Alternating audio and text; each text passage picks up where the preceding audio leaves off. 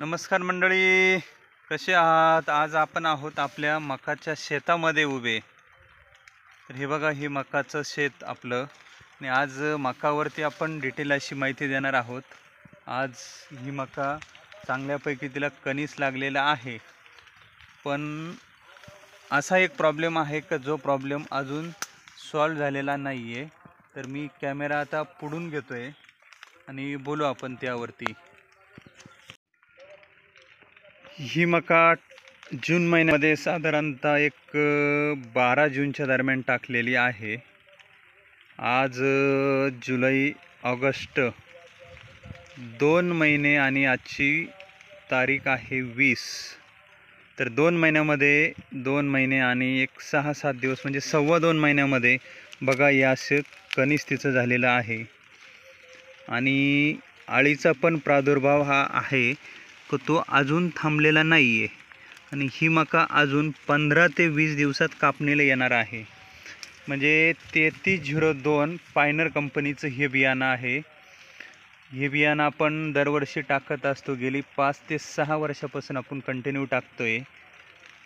85 ते 90 दिवसात ही मका सोंगून रान मोकळं होऊन जातं पुढील पिकासाठी.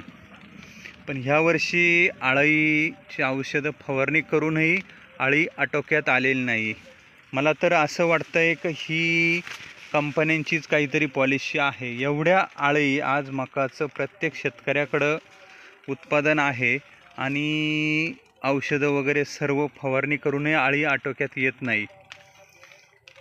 याचं कारण असं आहे का बियाण्यामध्ये शक्यतो अळीचं बीज टाकलं जातं ही दाट शक्यता आहे. हे बघा, आता याची बिट्टी वगैरे तुम्ही बघा आणि ॲव्हरेजलाही कुठलाही फरक पडत नाही. एकदम कमी पाण्यामध्ये येणारी ही व्हरायटी. फक्त प्रॉब्लेम एकच आहे की जी अळी आहे, हे पानं जे कतरलेले दिसतात तुम्हाला, हे बघा या असे पानं, तर ह्या अळीनं असं काम केलेलं आहे की ती आटोक्यातच यायला तयार नाही. पण तरीही मकाला चांगल्यापैकी तुरा वाढ होऊन कणीस चांगल्या पद्धतीने लागलेला आहे. आणि कशी आली तरी आपली ही दुष्काळी मका एका बिघ्याला 15 क्विंटल ॲव्हरेज हे आरामशीर देते. 15 ते 18पर्यंत आपण गेलेलो आहे. टॉपचे बियाणे पण आपण टाकलेले आहे. पण दुष्काळी कमी पाण्यामध्ये सुद्धा चांगल्या प्रतीनं हे उत्पादन देत असते. हे बघा, आपण पूर्णतः ह्या 6 पिशवी म्हणजे 3 एकर मका केलेली आहे. पुढंपर्यंत तुम्हाला दिसते बघा. तर मकाही चांगली आहे आणि पाणी आता कालपासून चांगल्या पद्धतीने पडतोय. भरघोस पाणी झालेलं आहे. म्हणजे जी कमतरता मकाला होती ही आता जवळजवळ असं म्हणा का 90% पुरेपूर झालेलं आहे. आणि अजून 1 हप्त्यामध्ये जर एखादं पाणी हिला मिळालं तर 100% ही मका येऊन जाईल कमी दिवसात. आणि लगेच एक 3 महिन्याच्या अंतराने सोंगणी करून काढून कांदा लागणीसाठी लगेच क्षेत्र आपलं मोकळं होऊन जातं. तर अशा पद्धतीचे हे बियाणं आहे आणि चांगल्या पद्धतीनं उत्पादन होतं.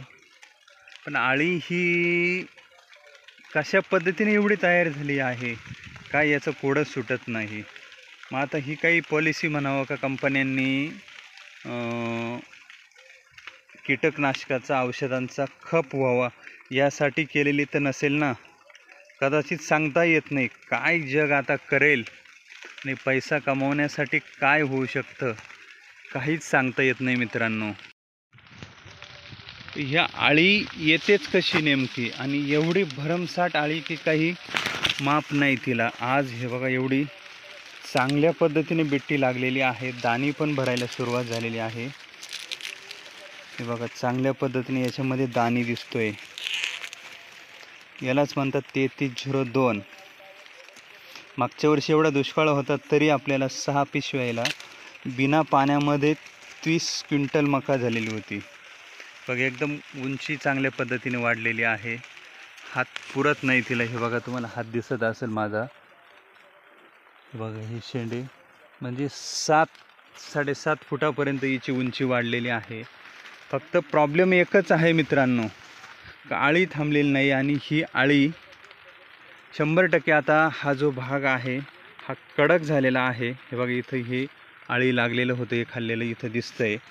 ही आता बिट्टीमध्ये जायला सुरुवात करेल, तिला कुठून तरी जागा करेल. एवढी आळी आलीच कुठून? याला चांगले चांगले औषधं मारले, कॅनॉन असेल, क्लोरोपोयरिफॉस 50% EC, त्याच्यानंतर तुमचं कोरोजन असेल, कॅनॉन असेल, त्याचे गॅस पॉयझन असेल, असे चांगले औषधं जरी मारले तरी ही आळी थांबत नाही. ही आळी मुळातच सोडलेली आहे शेतकऱ्यांच्या मुळावरती. आणि ज्या दिवशी आपण मका टाकली त्या दिवसाचा व्हिडिओ आपल्या चॅनलवरती अवेलेबल आहे. तुम्ही बघू शकता की किती दिवसाचा हा फरक आहे. आणि आता ही जी बिट्टी भरलेली आहे ही 15 दिवसात कंप्लीट दाणे याचं पोहोचून जाणार. कारण आज पाऊस हा एकदम भरपूर झालेला आहे काल. म्हणजे शक्यतो हिला पाण्याची दुसऱ्यांदा गरज पडणार नाही. मग एखाद्या हप्त्याने 8-10 दिवसात एखादा पाऊस झाला तर अतिउत्तम, चांगलंच आहे. मकाला किती पाणी असू द्या, काही प्रॉब्लेम येत नाही. एकदम चांगल्या पद्धतीने ही बिट्टी आलेली आहे.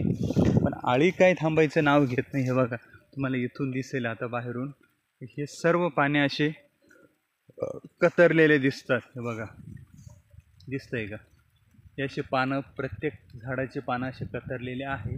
तुरा कम्प्लिटली चांगला निघालेला आहे, पण पानं ही कतरेल दिसतातच.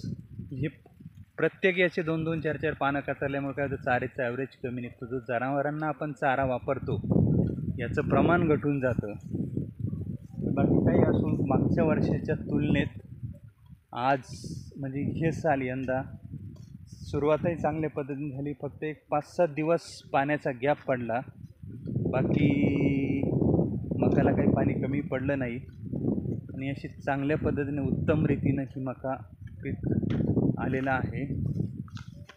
प्रत्येक झाडाला ही चांगल्या पद्धतीने बिट्ट्या लागलेला आहे आणि भरघोस उत्पादन यंदा होईल अशी आपल्या मकाची तर 90% आता खात्री झालेली आहे.